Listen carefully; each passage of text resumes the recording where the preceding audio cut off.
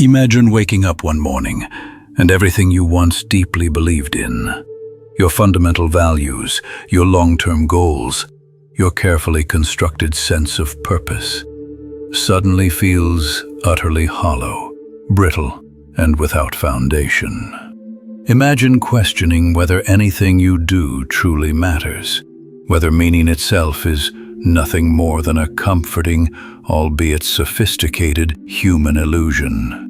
This profound existential disorientation, this creeping sense of emptiness, is, in essence, the dark shadow that hangs over our modern, highly advanced world.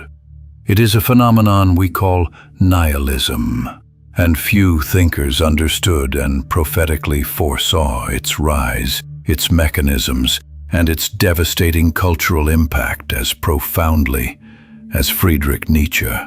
Today we will journey into one of the deepest, most unsettling yet most liberating questions of human existence. Why is nihilism taking over modern society, not through outright despair, but through a slow erosion of faith and purpose?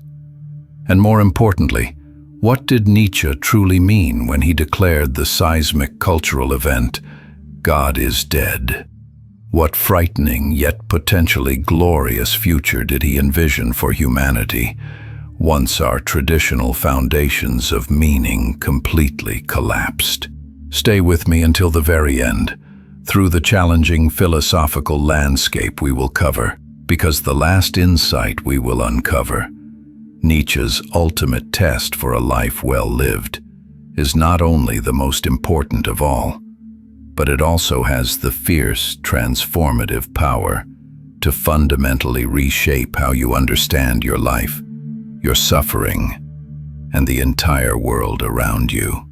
The earthquake, understanding God is dead, and the crisis of authority.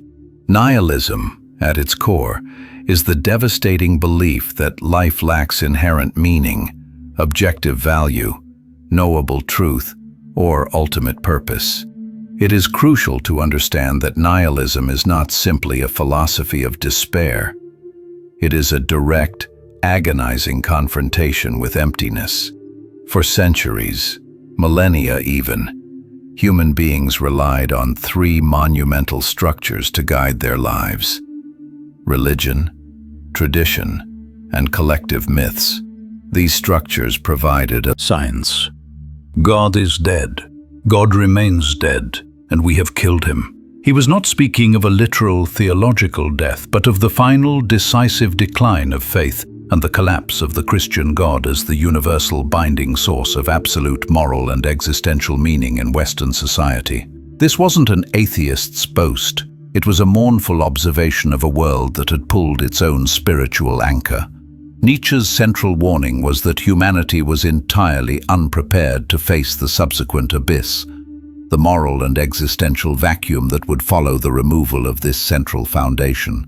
The unprepared fall into the abyss, the death of God for Nietzsche, meant the devaluation of all values that had been derived from that foundation. Suddenly, moral codes were revealed not as divine commands, but as human interpretations. Purpose was revealed not as destiny, but as social construction. The tragic irony, Nietzsche warned, is that humanity did not have an immediate replacement for this vast loss. Think about our world today, more than a century after Nietzsche's warning. Do you not sense this very abyss in the culture we consume and the air we breathe? Institutions once trusted, government, media, academia, even science, now face radical skepticism, cynicism, and widespread doubt. Religious influence wanes significantly in many developed parts of the world, leaving a spiritual hunger. Communities fragment under the relentless weight of radical individualism and self-focus. This is the very landscape Nietzsche foresaw. A world where old, inherited values no longer hold their collective power, but where new, life-affirming values have yet to be fully created and affirmed. This is why nihilism is spreading so powerfully in modern society.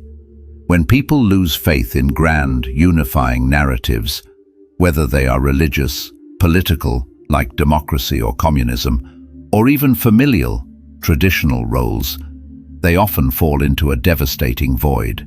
That void feels terrifying because human beings are fundamentally creatures that crave direction, purpose, and structure. And without it, what happens? Some drift into corrosive despair, others turn to corrosive cynicism, still others retreat into paralyzing apathy. We see this reflected everywhere, in rising rates of clinical depression, widespread existential confusion. Predicting this despair, he believed that the collapse of old values, as terrifying as it seemed, was also the greatest opportunity humanity would ever face. He didn't just predict the storm, he showed us the path through it. The burden of freedom, the Übermensch, and the crisis of identity. Nihilism today rarely wears the dark cloak of philosophical despair. More often, it hides subtly behind endless entertainment, constant technology, and the compulsive pursuit of novelty. Imagine walking through a crowded modern city street at night. Neon lights flash violently, cars rush by, music spills from bars, and yet beneath the glow and noise, a quiet emptiness permeates the air. People scroll endlessly on their phones, laugh at short clips, chase likes and follows, and still feel strangely unfulfilled. This is the existential vacuum in action, a civilization that has lost its central unifying story and now seeks to drown its silence in noise. When everything becomes a potential distraction, and when distraction becomes a primary way of life, we risk losing all connection to deeper purpose. This is the silent epidemic of modernity, the ability to keep ourselves incredibly busy while simultaneously starving our inner, spiritual, and purposeful world. New idols and the crisis of identity. Nietzsche warned that when the old gods die, new idols often rush to take their place in the empty spiritual throne room. These new idols include the glorification of fame, the worship of power, the endless pursuit of status, and the religion of consumption. Look closely at cultural trends. The obsession with external validation online, the relentless glorification of hustle culture, work for the sake of working, followed by massive waves of burnout and disillusionment. These are not random. They are signs of a society trying to compensate for the fundamental loss of higher meaning by overindulging in surface-level pursuits. The internal emptiness drives external excess. Another striking sign of modern nihilism is the pervasive crisis of identity. In a world where traditional anchors, religion, rigid family roles, nationalistic pride, and community ties weaken, many feel a profound sense of drift, unsure of who they are or what they fundamentally stand for. We live in totalitarian regimes. It was never about domination over others, physical superiority, or racial hierarchy. Rather, it described a new kind of human being. The Übermensch is the figure who refuses to be crushed by the weight of nihilism and instead chooses to become the creator of new meaning and values where none were previously given. They are the person who stops waiting for someone else, be it society, religion, or fate, to dictate what their life should stand for. Instead, they recognize the frightening but ultimately liberating truth that meaning is something we create, not something we passively receive.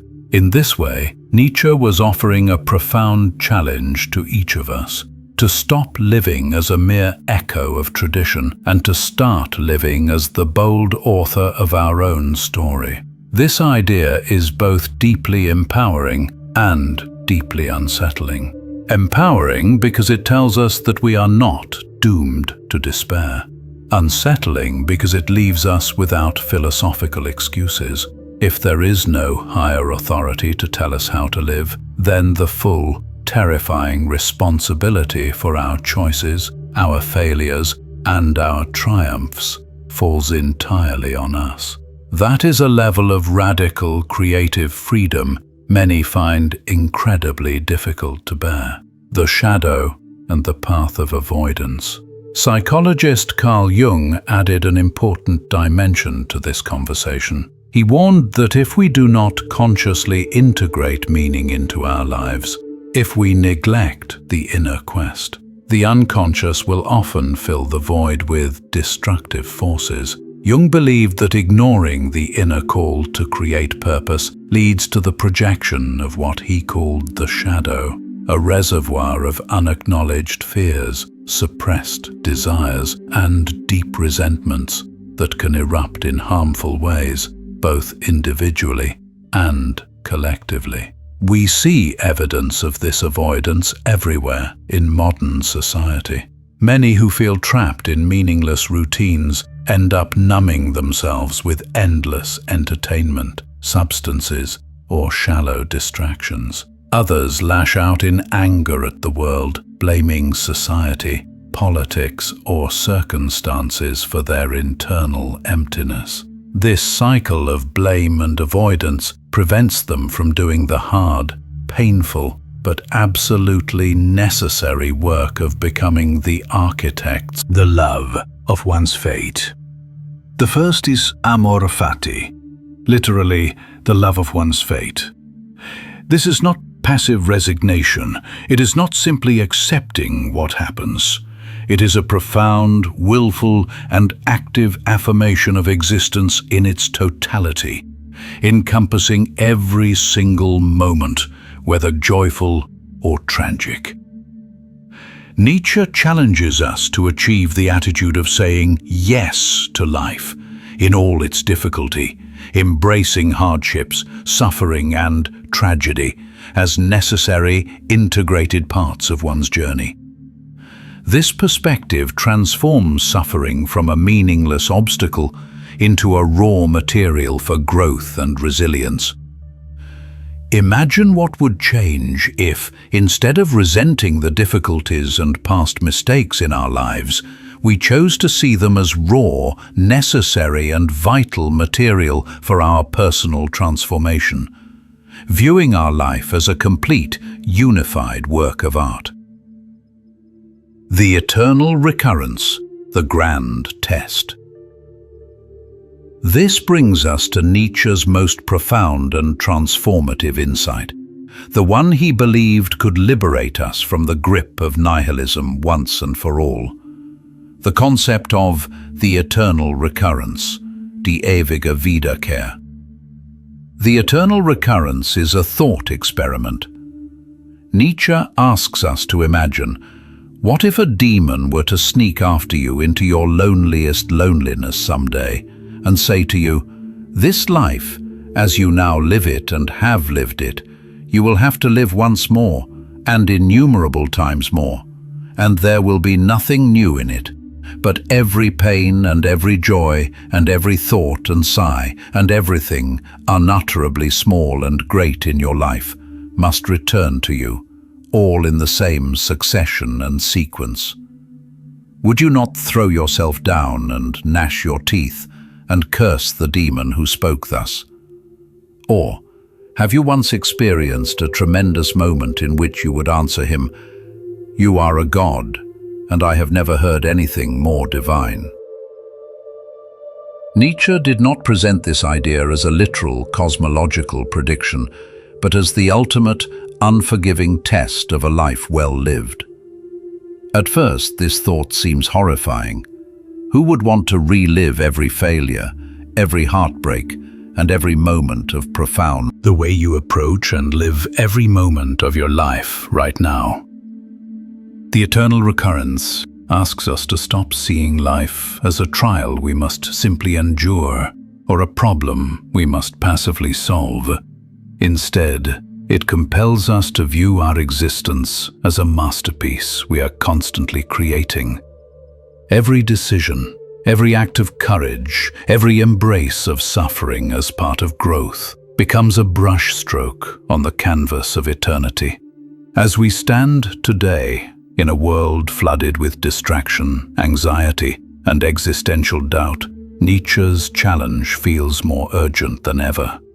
The rise of nihilism is not a definitive sign that humanity is doomed.